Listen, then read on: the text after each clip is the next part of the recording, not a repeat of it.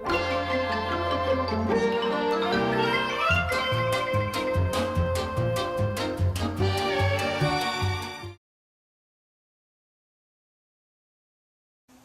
everybody, it's Chris Eads, Wootini from the latelamenteddgaygamer.net, here with another weekly video podcast.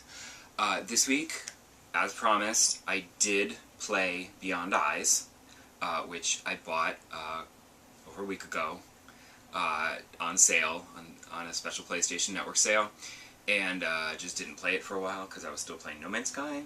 But I did finally stop No Man's Sky and say, alright, let me just see what this game's all about. And I haven't finished it yet, although being an indie game I might be halfway through and not even know it. I don't know. I don't know how I feel about it. Part of me really likes it. Like, the visuals are stunning. Like, as you walk around, the world, like, materializes around you because you can only tell what's directly in front of you because you're a little blind girl. And also sometimes what you think is one sound, when you get up to it, it looks like a fountain, but when you get up to the fountain, it transforms into, a dripping faucet, because it's not what you thought it sounded like, And, like, that's clever. But you're looking for a cat. And it's a very simple story, and you're wandering around looking for a cat. And there's, obviously there's obstacles, and you have to figure out how to get around the obstacles and such.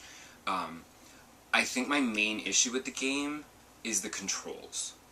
I know that you're a blind girl stumbling around the countryside, but it still seems really awkward, the moving, and, like, sometimes you're supposed to be able to interact with certain objects, and it's not entirely clear, like I was trying to interact with something and it wouldn't work, and I, like, walked away, and I'm, like, looking for another alternative solution to my problem, and I'm like, no, I'm supposed to interact with that, clearly. And when I went back, I needed to be, like, a step away from the object in order to press X to interact with it. And I'm like, that's not cool. Like, that's frustrating, especially in a game like this, where it's all about exploring and finding the solutions to the puzzles to progress through the game. Like, if you have, like, a glitch like that where I go up to an object and I can't interact with it, I'm gonna waste, like, an hour looking for an alternative solution, thinking, well, maybe that's not what I'm supposed to do. Maybe I'm supposed to do something else. But then I can't find anything else, so I'm like, well, it must be that. What am I doing wrong? And when what you're doing wrong is you were simply too close to the object to interact with it, that's sort of annoying.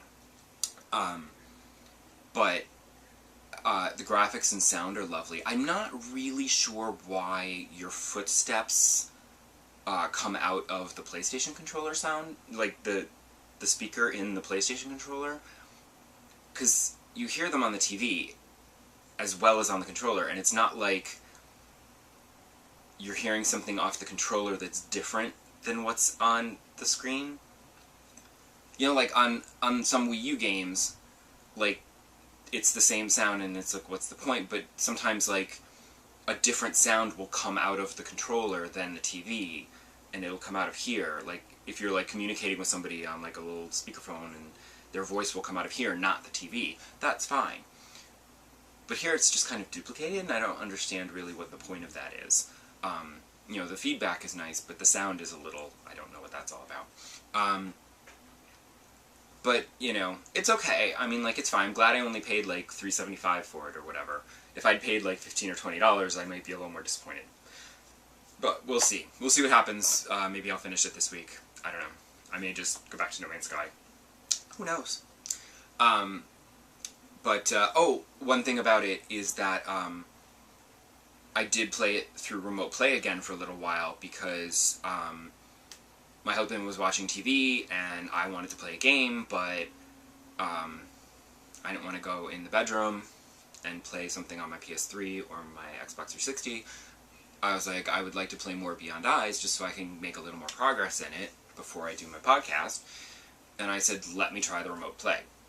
So I put in my headphones, turn on my Vita, and sat next to him on the couch, and it worked much nicer for Beyond Eyes than it did with No Man's Sky, because the controls are much simpler. You're literally just walking around, controlling the camera, and you press X to interact with things. So it's not like No Man's Sky where every button is used and you have to like adjust to using the touchpad and everything, and it just becomes a whole big thing. And it's a little complicated to use remote play. With something simpler like Beyond Eyes, which for all I know might be a cross-play buy, so I could actually just play it directly on my Vita, but I'd already started it on the PS4, so I just used remote play. And I played it for a little while, and it's actually quite good, and it controlled just the same and awkwardly as it did on my PS4. So, except you don't get the sound effect, and from the controller. But I kind of like this remote play thing, so that I don't have to feel like I'm hogging the TV. It's kind of what I was looking forward to with the Wii U, where they had the off-TV play, and you could just play directly on the gamepad. The problem is that the Wii U kind of flopped, and then nobody released a lot of games for it that I wanted to play, so, because I kept thinking, well, I'll get this, and I can just play it off the TV on the gamepad, and Frank can watch TV, and it'll be fine. But then I don't play my Wii U very much, so the off-TV play doesn't really enter into it.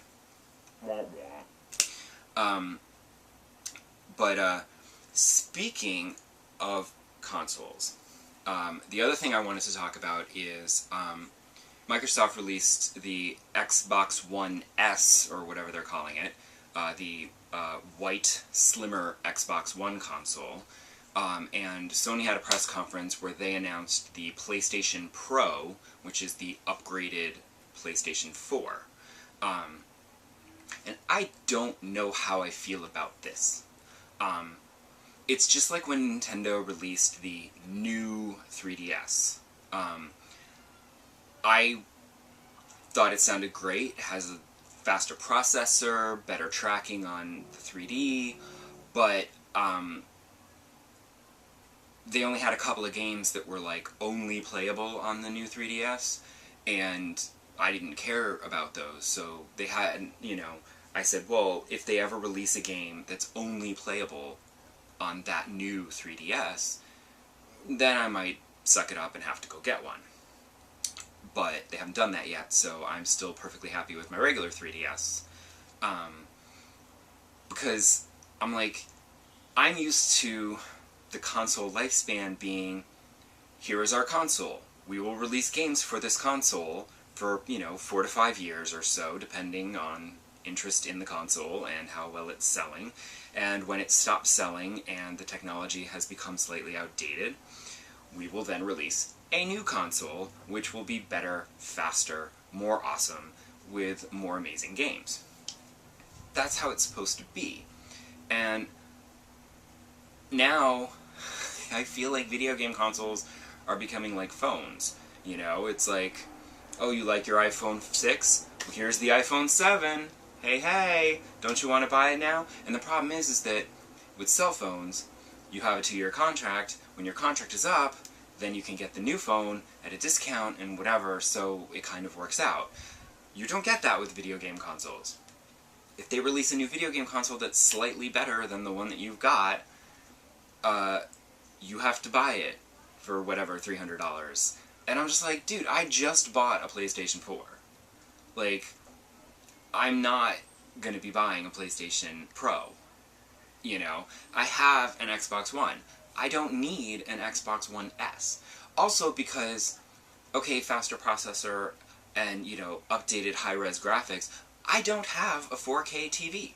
So what do I care that they can output 4K graphics? Yeah, that's cool. And if I had a 4K TV, maybe it would bother me that the graphics weren't as awesome as they could be, and I would want the 4K resolution. But honestly, the graphics aren't the draw for me in video games. It's the gameplay anyway, so the only thing that's going to piss me off is if the PlayStation VR works kind of crappy on the original PlayStation 4, but it works like a dream on the PlayStation Pro because of the faster processor. because I am interested in PlayStation VR. After it's been out a while and there's a lot of good games and the prices come down, I could be tempted, because I'm super into that sort of thing.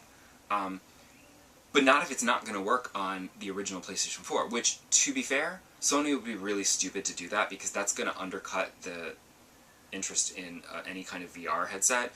Like, they have so many PS4s out there already. If it doesn't work well with that system, they've lost all those customers, potentially, you know? So they'd be really stupid to do it that way. But I just don't like this whole incremental console system upgrade. Now, I mean, I hadn't bought a PS4 for a while. I was playing on my Xbox One, and I only just bought my PS4 earlier this year because No Man's Sky was coming out, and, you know, I got a couple other games, you know, some PlayStation exclusives that I'd been, you know, waiting to play. And had No Man's Sky not come out until, say, next year, I would have been thrilled to buy a PlayStation Pro. But since I already have a PS4, I don't need... Oh wait, do they initialize that as PSP for PlayStation Pro? Because that would be weird. Do we call it the PSP? I don't know. They should have thought about that. But I don't like this incremental upgrade in consoles. Consoles are very expensive, and I'm not upgrading. Like, I could see if you don't already have the console, to say, oh, well, I waited and wasn't sure, but now there's like an even better one, I'll just get that. Fine. But if you've already paid $300 to $400 for your PlayStation 4, you really going to go out and pay another $300 for a PlayStation Pro? I don't really see that happening. Tell me what you think about incremental console upgrades in the comments, because I can't be the only one who thinks this is kind of a stupid concept. I'm like, don't do that, just make the next one, you know, in a few years. But maybe this is what they're going to do now, and they're not going to make a whole new console, they're just going to keep incrementally upgrading it.